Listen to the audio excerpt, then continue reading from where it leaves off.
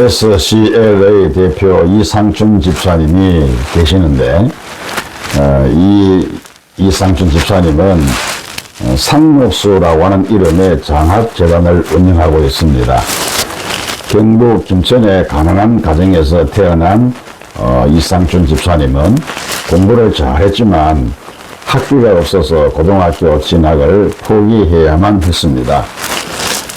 제발 시험만이라도 보게 해달라고 부모님께 간청을 했지만 부모님은 어차피 학비가 없어서 합격을 해도 들어갈 수가 없으니 처음부터 포기하는 게 낫겠다라고 하는 이런 말밖에 해줄 수가 없었습니다. 어쩔 수 없어 집사님은 일자리를 알아보기 위해서 무작정 서울로 상경을 했습니다. 집사님은 서울로 가던 그 버스 안에서 하나님 앞에 간절히 이렇게 기도를 했습니다. 하나님, 다시는 저와 부모님이 돈 때문에 눈물 흘리지 않도록 해 주십시오. 그리고 돈이 없어 공부를 포기하는 학생들을 도와줄 수 있도록 저를 도와주십시오. 이렇게 하나님 앞에 버스 안에서 간절히 눈물로 기도를 했습니다. 그리고 서울에 올라와서 밑바닥에서부터 열심히 일을 해서 회사를 설립을 하고 독립을 하게 되었는데, 오일 쇼크와 IMF라고 하는 위기를 만났을 때도 우리 하나님의 도우심으로 잘 극복을 하고 연매출 1,000억이 넘는 국제 회사로 만들어 갔었습니다. 그리고 집사님은 자신의 어렵던 시절 서울로 올라가던 그 버스 안에서 하나님 앞에 눈물로 드렸던 기도의 그 약속을 지키기 위해서 111억 원을 기부해서 상록수 재단을 세운 것입니다. 이 상록수 재단은 재능은 있지만은 돈이 없어가지고 공부를 하지 못하는 어려운 대학생들을 선별해서 도울 수 있는 그런 장학재단인데, 이 집사님은 지금까지도 이 일을 계속을 하고 있습니다. 집사님은 하나님께서 너는 세상에서 무엇을 하다가 왔느냐라고 물었을 때 분명하고도 확실한 대답을 할 수 있는 그런 삶을 살기 위해서 노력하고 있다, 이렇게 말했습니다. 성도 여러분, 디도서 1장 9절에 보면 이쁜 말씀의 가르침을 그대로 지켜야 하리니 이는 능히 바른 교훈으로 권면하고 거슬러 말하는 자들을 책망하게 하려 함이라고 말씀합니다. 여기 보니까 말씀의 가르침을 그대로 지켜야 한다고 그랬어요. 어떤 말씀인고 하니 믿은 말씀이라고 했습니다. 이 믿은 말씀이라는 것은 믿을 수 있는 말씀, 확실한 말씀, 보증이 되는 말씀. 그러니까 우리 하나님의 말씀은 믿은 말씀이죠. 확실한 말씀이요, 믿을 수 있는 말씀이지 않습니까?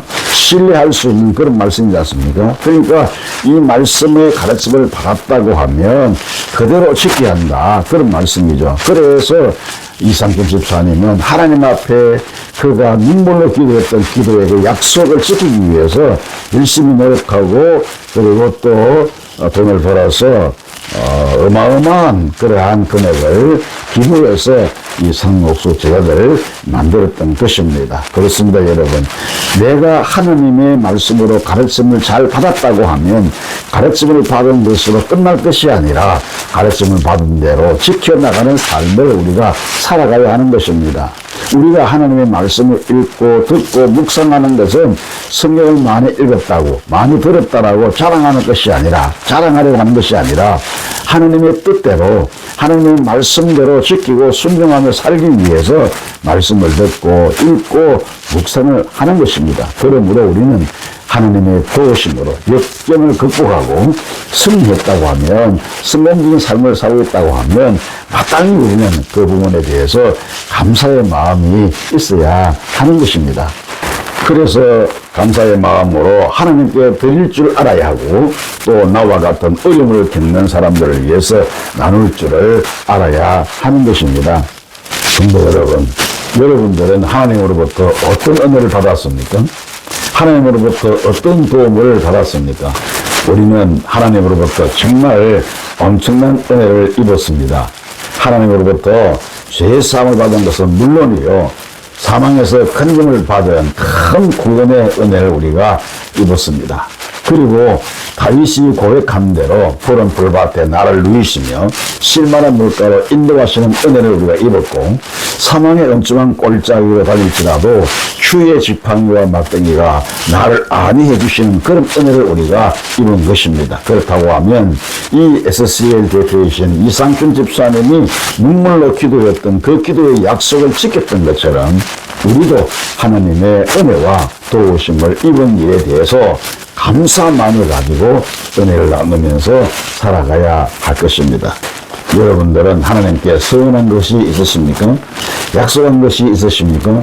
아마도 대부분 그리스도인들은 하나님께 서원이나 약속을 한두 번쯤은 다 했을 것으로 저는 생각을 합니다. 어렵게 살 때에 잊어버려서 그렇지 누구나 한두 번쯤은 서원을 하기도 하고 또 이렇게 하겠다라고 약속을 했을 것입니다. 잊어버렸던 서원이나 약속들을 더듬어 되살려서 그 약속을 반드시 지키시기를 바랍니다. 전도서 5장 4절에 보면 네가 하나님께 서원하였거든 갚기를 더디게 하지 말라. 하나님은 우매한 자들을 기뻐하지 아니하시나니 서원한 것을 갚아라. 이렇게 말씀합니다. 시편 저자는 하나님께로부터 받은 은혜를 반드시 갖고자 해서 이렇게 고백을 합니다. 시편 116편 12절 14절에 내게 주신 모든 은혜를 내가 여호와께 무엇으로 보답할까? 내가 구원의 잔을 들고 여호와의 이름을 부르며 여호와의 모든 백성 앞에서 나는 나의 서원을 여호와께 갚으리로다. 이렇게 고백합니다. 성도 여러분, 하나님께 받은 은혜를 나누시기 바랍니다. 하나님께 약속한 것은 반드시 갚으시기를 바랍니다. 눈물의 약속을 지키신 이상춘 집사님처럼 여러분들도 하나님께 받은 은혜를 나누며 섬기시기를 축원합니다.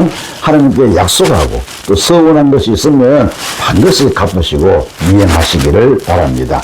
하나님, 받은 은혜를 나눌 줄 아는 사람이 되게 하옵소서. 약속한 것은 반드시 지킬 줄 아는 사람이 되게 하옵소서. 이런 기도를 드리며 은혜를 나누고 약속을 지키는 신실한 그리스도인이 되시기를 주님의 이름으로 축원합니다.